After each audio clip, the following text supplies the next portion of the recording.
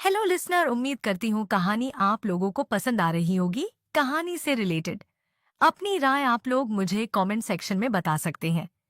Audio में किसी तरह की परेशानी हो तो माफ करिएगा, ये मेरी नहीं आई की आवाज है। चैप्टर 26, वफा की सजा। विदर्भ के लिए वो ख्याल हकीकत बन चुका था। वो लगातार गरिमा को किस किए जा रहा था और उसने धीरे से गरिमा को अपनी बाहों में आ उठाया और अपने कमरे में बेड पर लेकर चला गया। अपने ख्यालों में गरिमा के करीब जाते हुए विदर्भ कब नींद की आगोश में चला गया, ये तो उसे खुद भी पता नहीं चला। अगली सुबह अपनी आंखें खोले बिना अपनी बगल में हाथ को इधर उधर करने लगा, जैसे वो किसी को ढूंढ रहा हो नो। जब उसे अपने बगल की जगह खाली और ठंडी महसूस की, उसने अपनी आंख खोल के अपने बगल में देखा। उसने अपनी आंखें कस की बंद की और धीरे से खुद से कहा, कब मेरा ख्याल हकीकत बनेगा गरिमा? तुम कब मेरे पास वापस आओगी? मुझे माफ कर दोगी? करूंगी ना मुझे माफ। तुम्हारा विदर्भ तुम्हारा इंतजार कर रहा है गरिमा, अब लौट आओ। उसने ठंडी सांस भरी और बेड से उठकर बैठ गया। दूसरी तरफ वैदेही का अपार्टमेंट। वैदेही आज बहुत जल्दी उठ गई थी। उसने ब्रेकफास्ट कर लिया था और अब अपनी मीटिंग के लिए वो पूरी तरह से तैयार थे। आचार्य कॉन्ग्लोमरेट के सीईओ के साथ उसकी मीटिंग आज ही थी। वैसे तो मीटिंग टाइमिंग 10:30 की थी, मगर वो 8 बजे रेडी हो गई थी। वैदेही रेडी हुई और आचार्य कॉन्ग्लोमरेट के ऑफिस के लिए निकल गई। 9:30 पर चूके थे, मगर अब भी मीटिंग की टाइमिंग होने में 1 घंटे का समय बाकी था। वैदेही वेटिंग रूम में थी और खुद को मीटिंग के लिए प्रिपेयर कर रही थी। दूसरी तरफ विदर्भ बच्चों को स्कूल छोड़ने के बाद अपने ऑफिस पहुंच चुका था और अपने कैबिन में था। अपना काम कर रहा था कि तभी कैबिन के दरवाजे पर नॉक की आवाज आई। विदर्भ ने कम इन कहा। विदर्भ के कम इन कहते ही कैबिन का दरवाजा खुला और विदर्भ का असिस्टेंट कैबिन के अंदर आया। कैबिन के अंदर आते ही असिस्टेंट ने विदर्भ को सारे दिन मीटिंग और उसकी स्केड्यूल को लेकर सारी ब्रीफिंग विदर्भ को दे दी। अपनी बात खत्म करते हुए आखिर में असिस्टेंट ने कहा, अग्निहोत्री कॉरपोरेशन के प्रेसिडेंट अगस्त्य अग्निहोत्री आए हुए हैं और आपका इंतजार मीटिंग रूम में कर रहे हैं। असिस्टेंट की बात सुनने के बाद विदर्भ ने कहा, उन्हें फौरन कैबिन में लेकर आओ। असिस्टेंट फौरन ही विदर्भ के कैबिन से गया और अगस्त्य विदर्भ के कैबिन में आ गया। विदर्भ ने असिस्टेंट को कॉफी का ऑर्डर दिया और ऑर्डर लेकर असिस्टेंट चला गया। अगस्त्य विदर्भ के सामने वाले चेयर पर बैठा। अगस्त्य के बैठते ही विदर्भ ने कहा, तुम कब से फॉर्मेलिटीज करने लगे यार? कम से कम ये फॉर्मेलिटीज मैं तुमसे तो एक्सपेक्ट नहीं करता। मुस्कुराकर अगस्त्य ने कहा, ज्यादा कुछ नहीं, कुछ प्रोजेक्ट्स को लेकर तुमसे डिस्कस करने आया था। अगस्त्य के बात पर विदर्भ ने कहा, मुझे तो लगा था तू मुझे शादी का इनविटेशन देने आया है। फिक्की मुस्कुराहट के साथ अगस्त्य ने कहा, तुम्हें पता है ना, मुझे इस शादी में कोई खास दिलचस्पी नहीं है।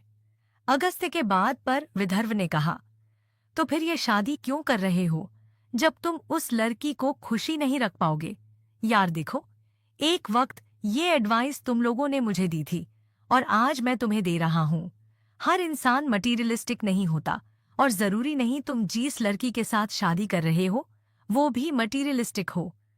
तुम अगर उसके लिए फील नहीं करते हो तो छोड़ दो उसे। कुछ वक्त पहले मैंने एक गलती की थी और मैं आज तक पछता रहा हूँ। मैं नहीं चाहूंगा कि तुम लोगों में से कोई भी इस तरह की कोई गलती करे और पछताता रहे।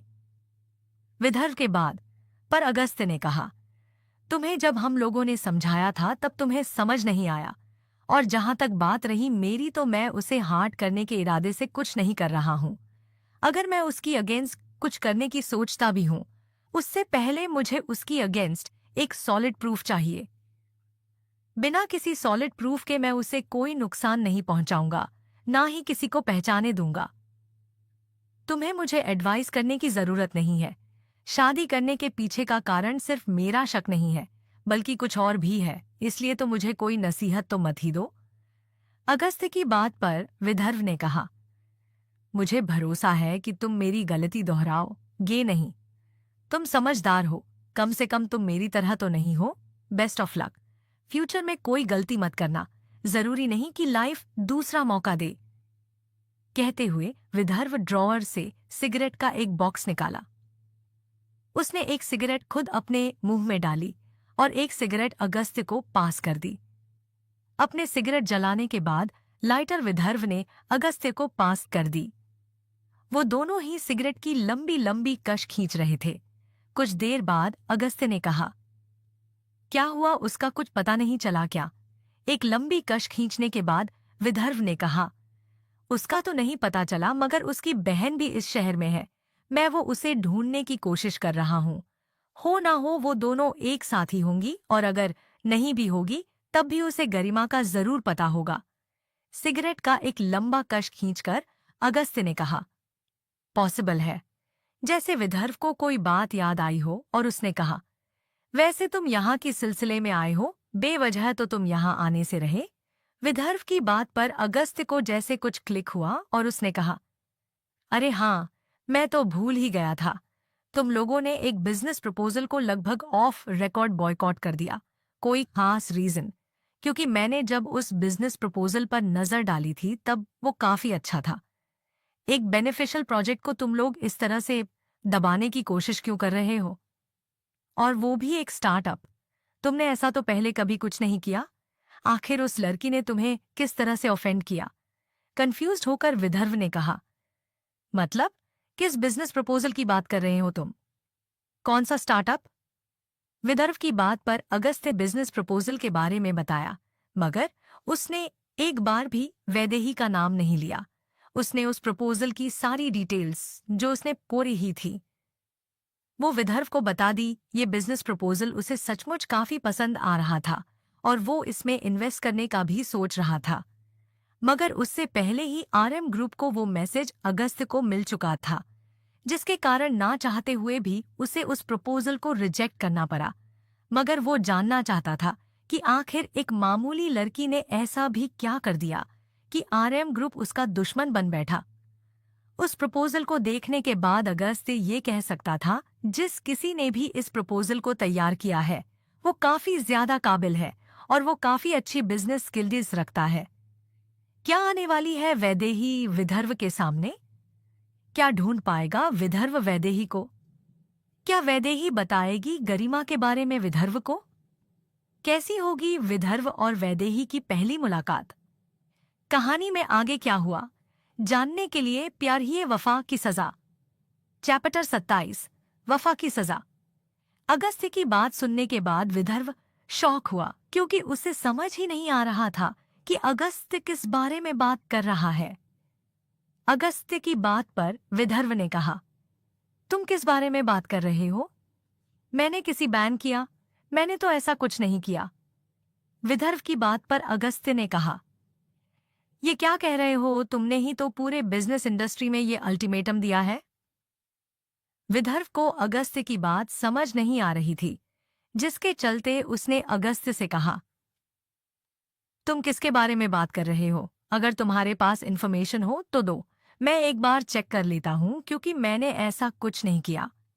विदर्भ की बात पर अगस्त्य ने अपना फोन निकाला और उसमें अपना ईमेल ओपन करके वैदेही के startup business plan details Vidarbha को दिखने लगा। विदर्भ ने ध्यान से इस बिजनेस प्लान को देखा।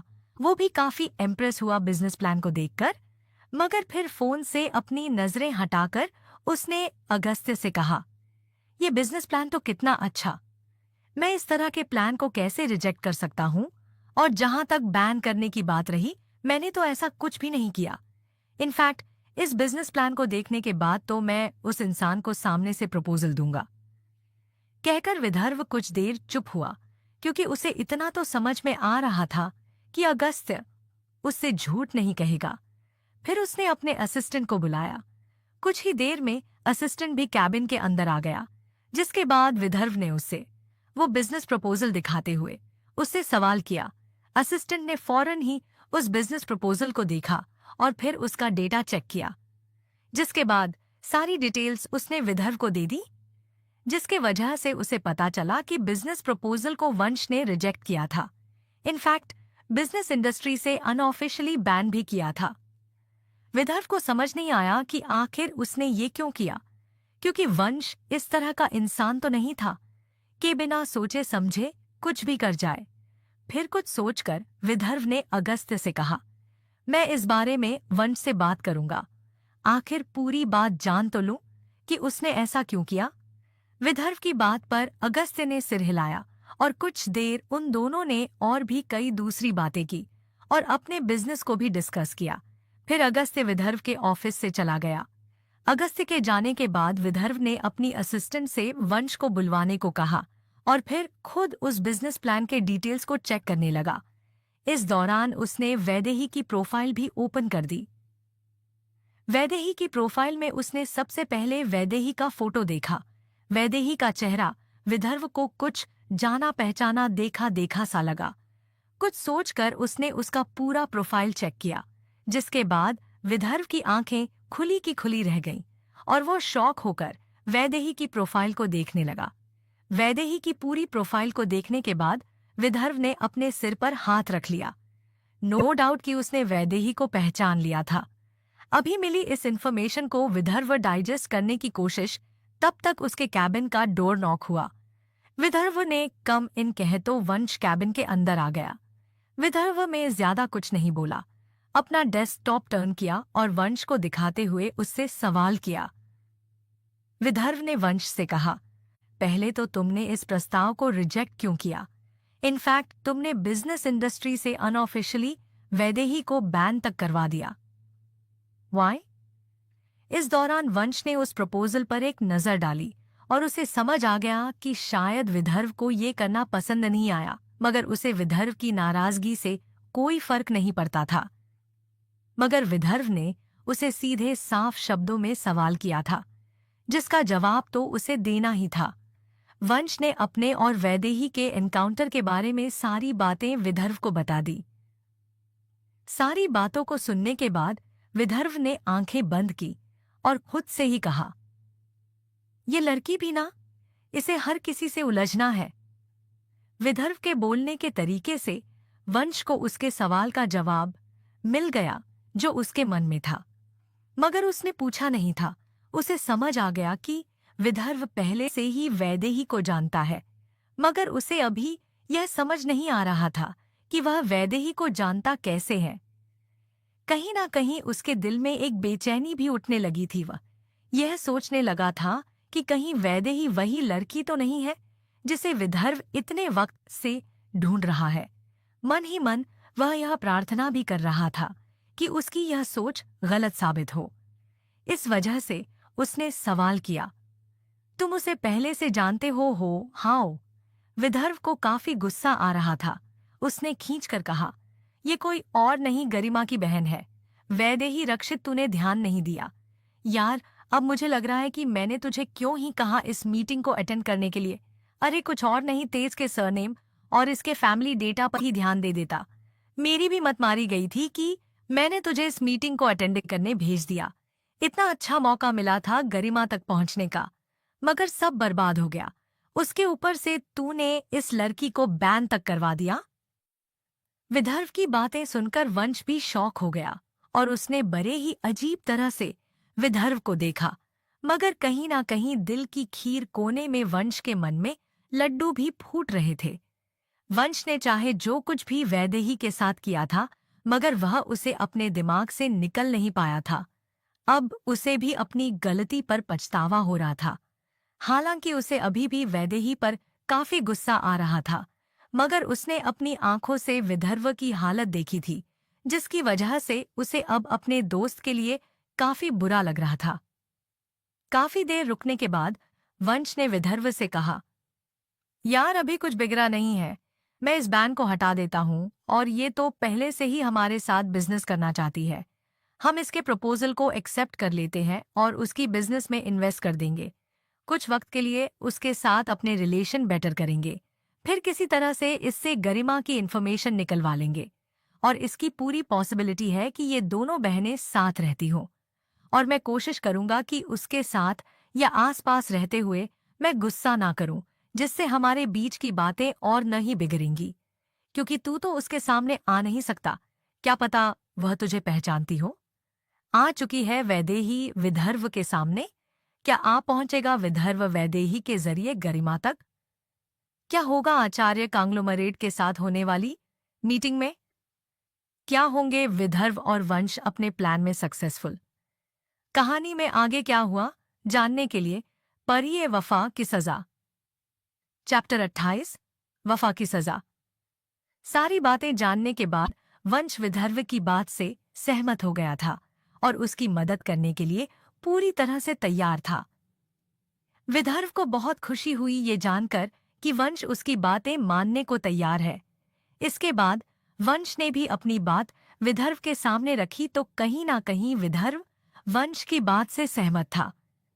विदर्भ ने वंश की बात पर सहमति जताते हुए कहा, थैंक यू यार, एक प्रॉब्लम अब भी है। उसके साथ फिर से कांटेक्ट कैसे किया जाए? तुम्हारा महायुद्ध तो पहले से ही उसके साथ हो चुका है। विदर्भ की बात पर वंश ने कहा, तू वो सब मुझ पर छोड़, मैं कुछ करता हूं। इतना कहकर वंश अपनी चेयर से उठा और विदर्भ के कैबिन से बाहर चला गया। दूसरी तरफ आचार्य कॉन्ग्लोमरेट का ऑफिस वेटिंग रूम में वैदेही काफी बेसब्री से मीटिंग के स्टार्ट होने का इंतजार कर रही थी और जल्द ही वो वक्त भी आ गया जिसके बाद वैदेही वेटिंग रूम से निकलकर मीटिंग रूम में चली गई। मगर जब वो मीटिंग रूम में आई तो मीटिंग रूम पूरी तरह से खाली था। कंपनी के सीईओ अभी भी मीटिंग रूम में नहीं आए थे। वो वही चेयर पर बैठकर सीईओ के आने का इंतजार करने लगी। उसका इंतजार बहुत ही जल्द खत्म हुआ और मीटिंग रूम का दरवाजा खुला और एक लड़की मीटिंग रूम के अंदर आई और उसके पीछे एक और लड़की मीटिंग रूम के अंदर आई। पहली लड़की सीधे आई और हेड चेयर पर जाकर बैठ गई। उसने एक बार भी अभी तक वैदेही की तरफ नहीं देखा। बिजनेस अटायर में वो काफी ज्यादा खूबसूरत, अट्रैक्टिव और स्ट्रॉन्ग पर्सनालिटी की मालकिन लग रही थी। वो दूसरी लड़की उस लड़की के चेयर के पीछे ही खड़ी ही रही और उसने वैदेही से कहा, मिस रक्षित, ये है आचार्य कॉन्ग्लोमेरेट की सीईओ मनस आचार्य और मैं इनकी असिस्टेंट हूं आर्या आचार्य। मनस के चेहरे पर एक बहुत ही दिलकश मुस्कुराहट थी। मुस्कुराते हुए उसके गालों पर हल्के गड्ढे भी पड़ रहे थे। वैदेही तो ऊपर से नीचे तक मनस को देख रही थी और वो उसकी पर्सनालिटी को एडमायर करने से खुद को रोक नहीं पा रही थी। मुस्कुराते हुए वैदेही ने कहा, आप दोनों के सरनेम एक जैसे हैं। वैदेही की बात पर मनस ने कहा, हम दोनों कजिन्स हैं, इसलिए अब काम की बात करें जिसके लिए हम लोग यहाँ आए हैं। मनस की बात सुनकर पहले तो वैदेही हैरान हुई, फिर उसकी अगली बात सुनते ही वैदेही सीरियस हुई और उसने अपना लैपटॉप ओपन किया और उसे मनस की तरफ टर्न कर दिया, जिसके बाद वह उसे अपना प्रेजेंटेशन बताने लगी। उसने अभी अपनी बात कहनी शुरू ही की थी कि तभी आर्या ने उसे टोकते हुए कहा, मिस मनस, देख नहीं सकती, आपको सारी प्रेजेंटेशन बोलकर बतानी पड़ेगी। आर्या की बात सुनकर वैदेही हैरानी से कभी आर्या को देखती तो कभी मनस को। वैदेही को आर्या की बात पर भरोसा ही नहीं हो रहा था। आखिर इतनी बड़ी बिजनेस एम्पायर की मालकिन देख नहीं सकती है। आचार्य कॉन्ग्लोमरेट का बिजनेस पूरे एशिया में फैला हुआ था। आचार्य कॉन्ग्लोमरेट इंडिया के टॉप 10 बिजनेस इंडस्ट्रीज में से एक है और इस बिजनेस इंडस्ट्री की मालकिन देख नहीं सकती, ये बात वैदेही के लिए डाइजेस्ट करने लायक नहीं थी। वैदेही ने कहा, क्या आप मजाक कर रहे हैं? ये कैसे पॉसिबल है? वैदेही की बात पर मनस ने आर्या को कुछ भी कहने से रोक दिया और खुद वैदेही के सवाल का जवाब देते हुए कहा, नहीं, वो सही कह रही है, मैं सचमुच देख नहीं सकती। ये कहते हुए मनस का कॉन्फिडेंस एक सेकंड के लिए भी कम नहीं हुआ था। वो बिल्कुल ही नॉर्मल थी। मनस के ये कहने के बाद अब वैदेही के पास कोई कारण नहीं था कि वो उसकी बात पर भरोसा न करे, जिसके कारण उसने सारा प्रेजेंटेशन बोलकर मनस को बताया, अपना सारा बिजनेस प्लान उसे अच्छी तरह से समझाया। सारी बातें सुनने और समझने के बाद मनस ने कहा, तुम्हारा बिजनेस प्लान तो काफी अच्छा है, फिर कोई इसमें इन्वेस्ट क्यों नहीं कर रहा? मैंने इंडस्ट्री में इस बारे में काफी कुछ पता लगाया था। तुमने सबसे पहले आरएम ग्रुप के साथ इस बिजनेस को स्टार्ट करने की कोशिश की थी, बट उन्होंने इस इन्वेस्टमेंट से मना कर दिया, क्यों? जिस पर वैदेही ने जवाब दिया, एक्चुअली मेरी उनके सीईओ के साथ थोड़ी पर्सनल प्रॉब्लम हो गई थी और उन्होंने इस पर्सनल प्रॉब्लम को प्रोफेशनल कर दिया। मनस ने आगे इस बारे में और कोई सवाल नहीं किया और वैदेही से कहा, मुझे तुम्हारा स्टार्टअप प्लान काफी पसंद आया। आई एम श्योर अगर तुम इसी तरह से इस पर काम करोगी तो तुम बहुत ही जल्द सक्सेस अचीव कर पाओगी। मैं तुम्हारे स्टार्टअप में इन्वेस्ट करूंगी। वैदेही इस बात को सुनकर काफी खुश हो गई और उसने खुशी के साथ कहा, थैंक यू सो मच, और मेरी पूरी कोशिश रहेगी कि आप अपने इस फैसले पर कभी भी न पछताएं। मैं आपको शिकायत का कोई मौका नहीं दूंगी। मनस मुस्कुराई और उसने कहा, अभी मेरी बात खत्म नहीं हुई है, मुझे अपनी बात तो खत्म करने दो। जिस पर वैदेही ने कहा, मैं कुछ समझी नहीं। अपनी बात को जारी रखते हुए मनस ने कहा, समझाती हूँ, एक्चुअली मेरे पास तुम्हारे लिए एक ऑफर भी है। मैं तुम्हें अपनी कंपनी में एक नौकरी का ऑफर देती हूँ। जब तक तुम अपने स्टार्टअप को पूरी तरह से स्थापित करोगी, उस वक्त के लिए तुम्हारे पास भी कोई फाइनेंशियल बैकअप होना चाहिए। मैंने तुम्हारे बारे में पता लगाया था और तुम कोई जॉब नहीं करती हो। आई एम श्योर तुम्हें फाइनेंशियली भी काफी सफर करना पड़ता होगा, इसलिए मैं तुम्हें अपनी असिस्टेंट की जॉब ऑफर कर रही हूँ। अभी मनस ने अपनी बात को खत्म भी नहीं किया था, हैरानी के साथ वैदेही ने कहा, जॉब, और वो भी आपकी कंपनी में। आई कांट बिलीव दिस, आप मेरे लिए इतना सोच रही है। Be but directly assistant. आखिर में कहते कहते वैदेही अटक रही थी, जिस पर मनस ने कहा, मैं तुम्हारे लिए कोई फेवर नहीं कर रही। मुझे अपने लिए एक भरोसेमंद इंसान चाहिए। मेरी बहन को भी किसी काम की वजह से अब्रॉड जाना है। ऐसे में मुझे कोई भरोसेमंद इंसान चाहिए, और तुम्हें ये जॉब ऑफर करने का कारण है क्योंकि तुम वैदेही रक्षित हो। क्या है मनस के कहने का मतलब? क्यों दिया है मनस ने वैदेही को अपनी कंपनी में जॉब ऑफर? कंपनी में जॉब मिलना भी क्या है विदर्भ की कोई प्लानिंग? यह है कोई और जाल? कहानी में आगे क्या हुआ जानने के लिए पी और ही वफा की सजा, चैप्टर 29। वफा की सजा।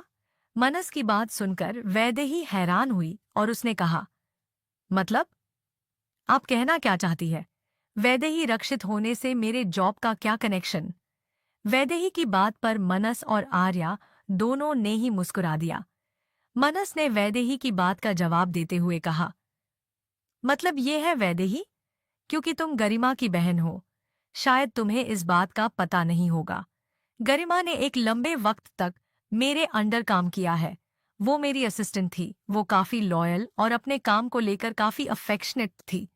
उसकी बिजनेस स्किल्स कमाल की थी और वही बिजनेस स्किल्स मुझे तुम में नजर आईं। मुझे यकीन है कि तुम भी उसी की तरह होगी जिस पर मैं भरोसा कर सकती हूँ। मनस की बात पर वैदेही ने कहा, आप गरिमा दी को जानती हैं? वो आपके साथ काम करती थी। कहते हुए उसकी आंखों में उम्मीद दिखाई देने लगी और उसने अपनी बात को जारी रखते हुए मनस से कहा, क्या आप जानती हो वो कहाँ है? मैं पिछले 3 महीनों से उन तक पहुंचने की कोशिश कर रही हूँ, मगर मैं उनके बारे में कुछ भी पता नहीं लगा पा रही।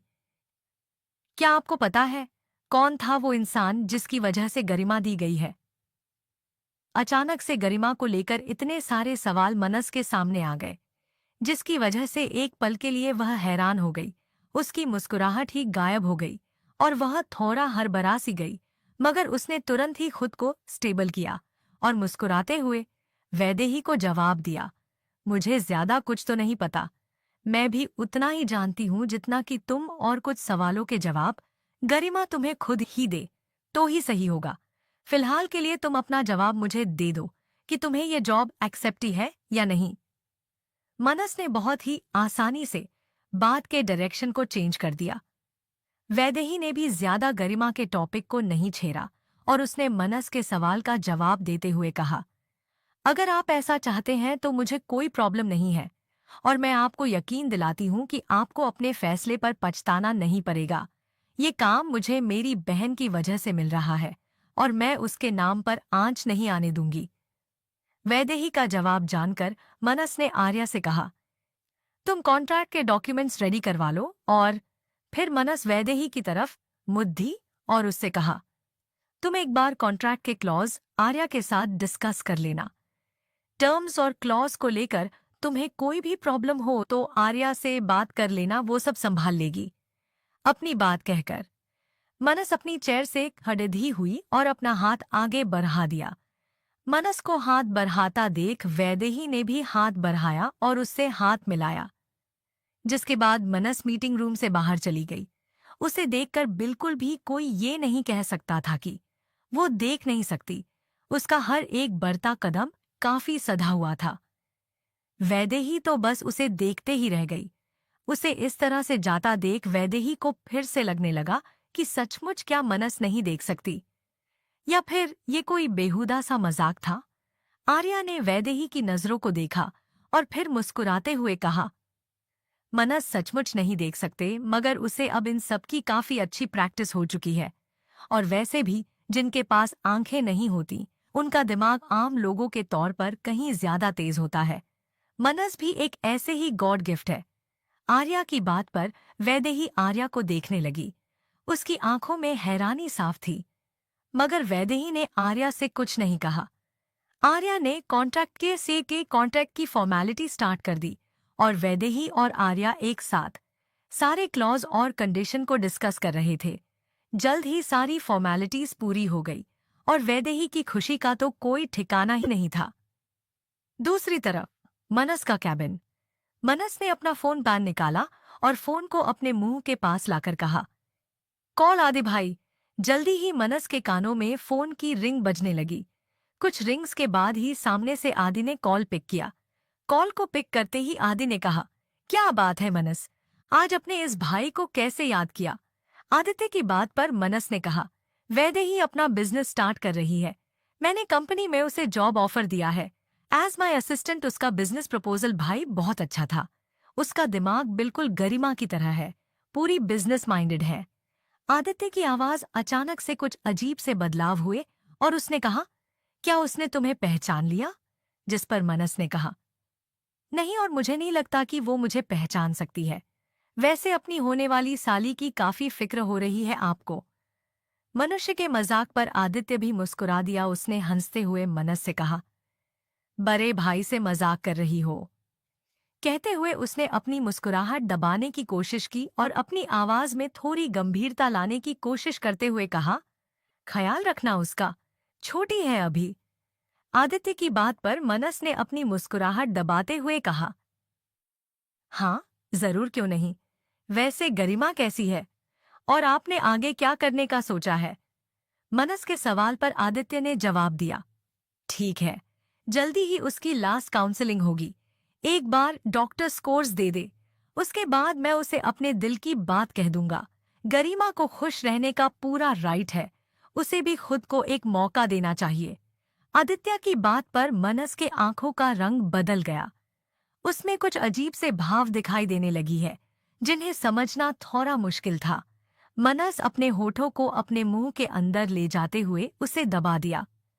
ऐसा लग रहा था वो कुछ कहना चाहती थी मगर कह नहीं पा रही थी, मगर वह हिचकी जा रही थी। उसकी आंखों में एक दर्द सा था। क्यों बदला मनस के चेहरे का रंग? क्या था मनस के कहने का मतलब? क्या कनेक्शन है मनस और वैदेही के बीच? क्यों हो रही है गरिमा के काउंसलिंग? क्या कह पाएगा आदित्य अपने दिल का हाल गरिमा से? कहानी में आगे क्या हुआ जानने के लिए पढ़िए वफा की सजा, चैप्टर 30, वफा की सजा।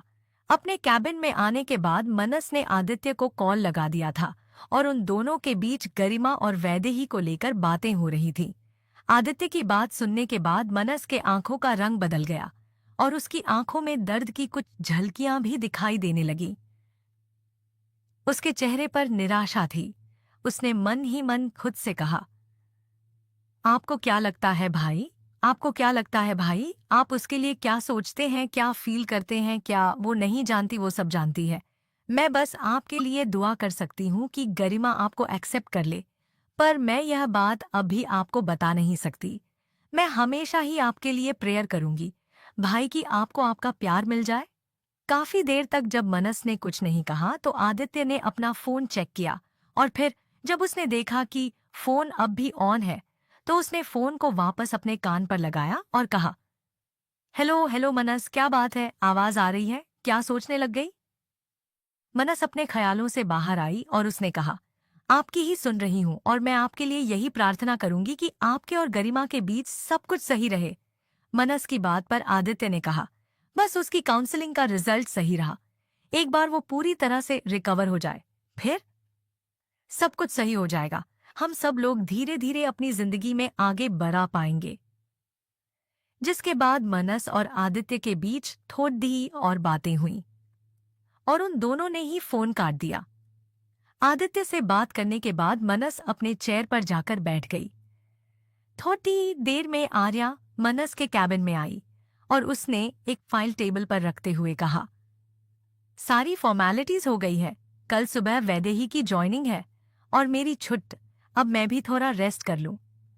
कहते हुए आर्या वहीं लगी एक चेयर पर आकर बैठ गई। आर्या की बातों पर मनस का ध्यान टूटा और उसने मुस्कुराते हुए नामे है सर हिलाकर कहा, कोई छुट्टी नहीं मिलने वाली, फिलहाल कुछ वक्त के लिए ऑफिस आना पड़ेगा क्योंकि तुम्हें वैदेही को उसका काम समझाना है। मनस की बात पर आर्या का मुंह छोटा सा हो गया और उसने मुंह फुलाकर कहा, क्या तुम्हें मेरी खुशी बर्दाश्त नहीं होती? मुझे सचमुच कभी कभी ऐसा लगने लगता है, तुम मेरी बहन हो भी या नहीं, मैं डीएनए टेस्ट करवाने वाली हूँ। तुम्हारे साथ क्या पता आप बड़े पापा और बेदीदी ही।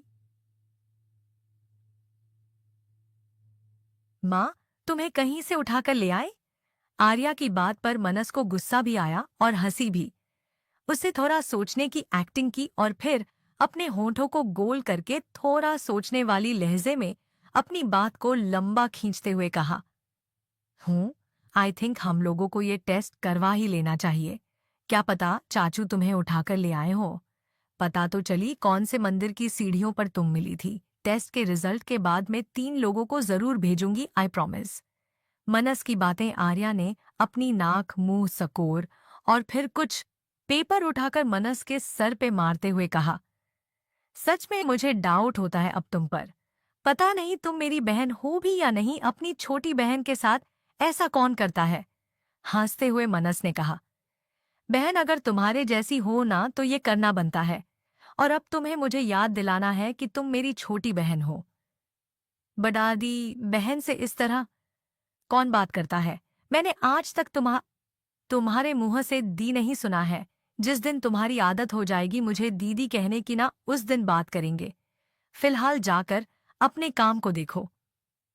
उन दोनों के बीच ऐसे नोकझोंक अक्सर ही चलती रहती थी। आर्या कभी भी मनस को दीदी नहीं कहती थी। मनस आर्या से बड़ी थी मगर फिर भी आर्या मनस को उसके नाम से ही बुलाती थी। मगर दोनों बहनों के बीच की यही नोक-झोंक तो उन दोनों का प्यार था। आर्या उठकर अपने कैबिन में चली गई और मनस भी अपने काम में लग गई।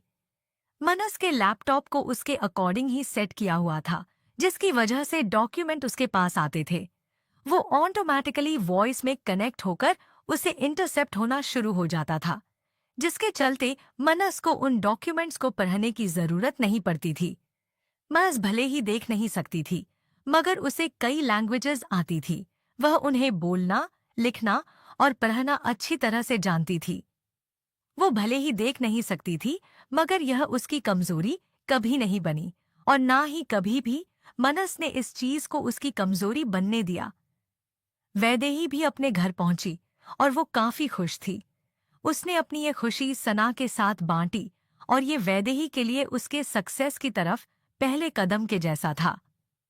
अपने इस पहले सक्सेस को सेलिब्रेट करने के लिए सना और वैदेही पब के लिए निकल गए। दोनों ही पब गए और वो काफी एंजॉय कर रहे थे।